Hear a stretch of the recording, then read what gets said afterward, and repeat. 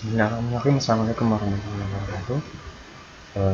Kali ini saya akan meneruskan atau melanjutkan termodinamika bagian 2 tentang persamaan termodinamika dan jenis perubahan entalpi standar.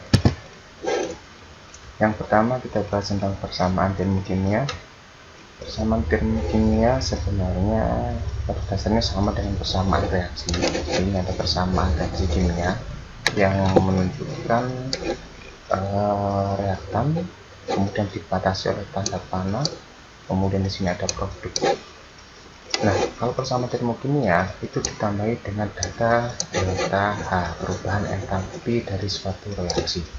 Sehingga kalau saya punya persamaan termodinamika seperti ini, itu artinya pada pembentukan 1 mol H2O dari gas hidrogen dan gas oksigen itu dilepas energi sebesar 285 kJ per mol.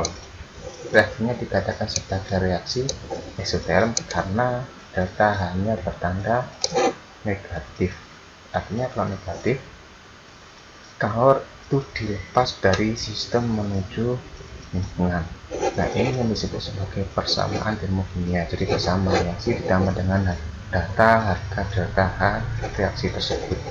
Nah, untuk menentukan delta H suatu reaksi, ingat bahwasanya dapat dari entalpi dari produk dikurangi dari entalpi dari reaktan. Kalau harganya negatif seperti data ini, itu artinya produknya itu lebih rendah bila dibandingkan dengan reaktannya yang ada di sini. Sehingga karena data produknya lebih rendah bila dibandingkan dengan reaktan, maka nanti harga delta-nya berharga negatif, sehingga reaksi dikatakan sebagai reaksi eksoterm. Berikutnya adalah matematik persamaan termodinamika. Yang pertama, koefisien stoikiometri selalu menunjukkan jumlah mol zat. Jadi kalau ini ada koefisien 1, di sini 1, itu menunjukkan jumlah 1 mol zat. Kedua, ketika kita membalik suatu persamaan, kita mengubah peran reaktan dan produk, maka delta H sama tetapi berubah tanda. Artinya kalau di sini ada produk menjadi reaktan dibalik dan reaktan menjadi produk, maka delta H-nya pun juga tandanya harus dibalik, yaitu negatif min 6,01 kJ. Ingat, plus dan min itu hanya menunjukkan perpindahan kalau dari sistem ke lingkungan atau lingkungan ke sistem. Kemudian yang ketiga, jika kita mengalihkan kedua ruas persamaan termodinamika dengan faktor N, maka delta H juga berubah dengan faktor N tersebut. Contoh, kalau dikalikan 2, maka semuanya juga dikalikan 2, termasuk harga delta H-nya juga dikalikan dengan 2. Materi tentang berikutnya adalah jenis perubahan entalpi standar atau delta H0. Delta H0 atau perubahan entalpi standar itu adalah perubahan entalpi yang diukur pada keadaan standar atau keadaan suhu 25 derajat Celcius dengan tekanan 1 atmosfer. Nah, perubahan entalpi standar ini jenisnya tergantung pada reaksinya.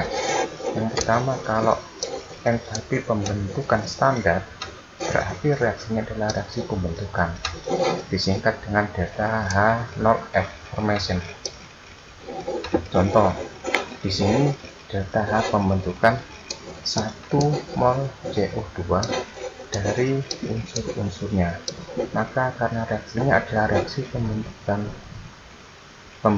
molekul dari unsur-unsurnya, maka dikatakan sebagai delta HF atau delta H formation. Yang kedua adalah delta H penguraian atau delta H disosiasi. Karena reaksinya adalah reaksi penguraian, ini kebalikan dari pembentukan.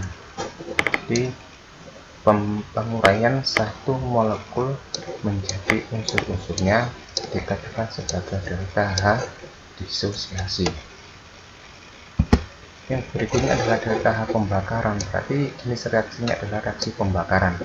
Kemarin sudah kita bahas bahwasanya syarat dari pembakaran adalah adanya oksigen, sehingga kalau di sini reaksinya adalah reaksi pembakaran, maka entalpinya yang dihasilkan adalah entalpi pembakaran. Ini disingkat delta Hg dari kata combustion.